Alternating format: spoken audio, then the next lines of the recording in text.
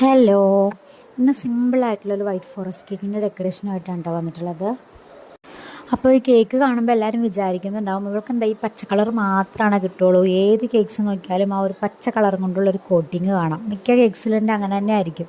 കാരണം നമുക്ക് കൂടുതലും കസ്റ്റമൈസ്ഡ് കേക്ക്സ് തന്നെയാണ് വരാറ്. അപ്പോൾ അവർ പറയണ റെഫറൻസ് അനുസരിച്ച് ചെയ്യുന്നു എന്നുള്ളൂ. പക്ഷേ ഇത് കസ്റ്റമൈസ്ഡ് കേക്കൊന്നും അല്ല കേട്ടോ. ഇത് കുറച്ചായിട്ട് ഞാനിങ്ങനെ ചെയ്യണം എന്ന് വിചാരിച്ചിട്ട് ഗാലറിയിൽ സേവ് ചെയ്തിട്ടൊരു പിക്ചറായിരുന്നു.